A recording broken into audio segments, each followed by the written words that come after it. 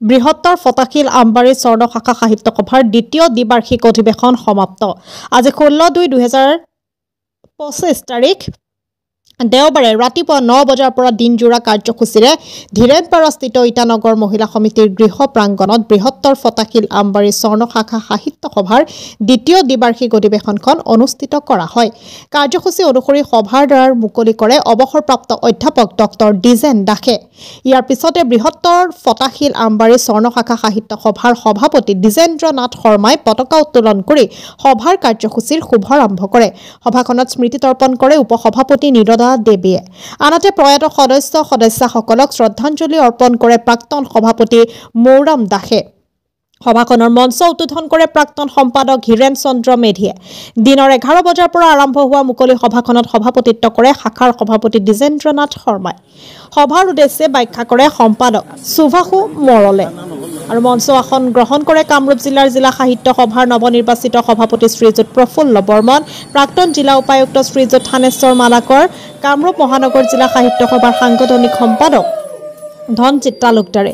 উক্ত সভাখনতে হৈ যোৱা চিত্ৰাংকন প্ৰতিযোগিতাৰ ফলাফল ঘোষণা কৰাৰ লগতে ছাত্ৰ ছাত্ৰীসকলক পুৰস্কাৰো প্ৰদান কৰা হয়। ইয়াৰ পিছতে সভাৰ মুখপত্ৰ শতদল উন্মোচন কৰে থানেশ্বৰ মালাকৰে। শেষত অসম সংগীতৰে সভা ভংগ কৰে। গুৱাহাটীৰ পৰা জাবেদ আলীৰ ৰিপৰ্ট, নিভাজ অসম লাইভ।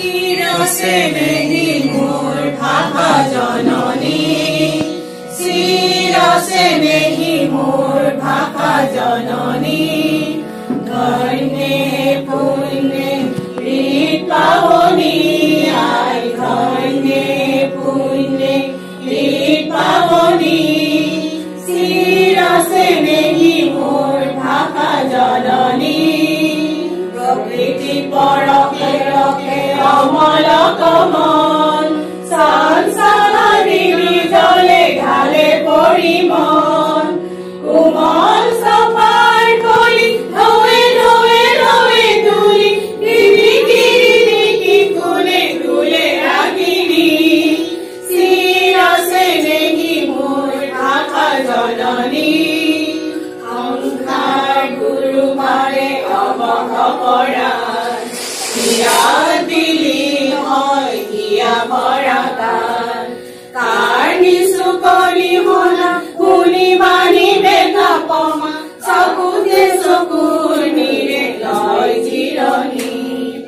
জীবনে মরণে রণে লহরি খুলা রখন কীর্তনে বোধি কিসা হতদান এ মোর মধুর নলা মানি সমাধুরী কলা দিয়া দিয়া দিয়া মধু বাকিনী শিরসে নেহি মোর ভাষা জননী শিরসে নেহি মোর ভাষা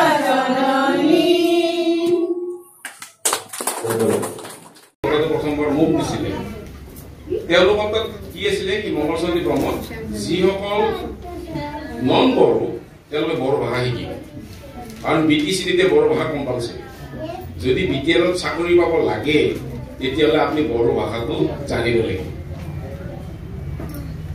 গতিকে যিসকল নন আছামিজ তাতো অসমৰ মানুহ আমাৰ গোটেই অসমীয়া মানুহবিলাকে আছে ওদালগুৰি, কোকৰাঝাৰ, বৰপেটা, বাক্সা, চিৰাঙত তেওঁলোকে বড়ো ভাষাটো জানিব লাগিব অলপ হ'লেও।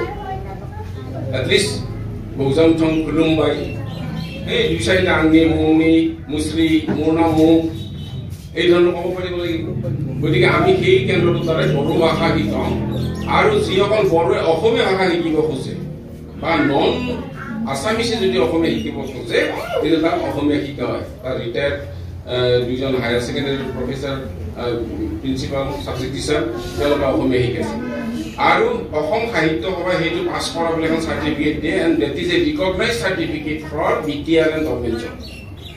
মংগলচন্দ্ৰী যিখন চাৰ্টিফিকেট দিব ডিফুটো আছে আৰু কৰ্মত আছে সেইখন চাৰ্টিফিকেট দিলে চাকৰিৰ কাৰণে এখন উপযুক্ত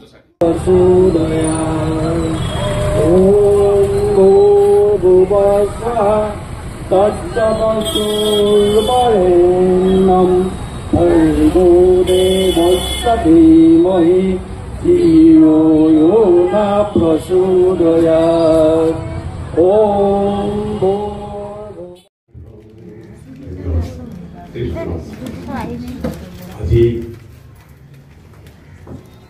ইয়াত অনুষ্ঠিত হোৱা আছিল আন্তৰিক স্বৰ্ণ শাখাত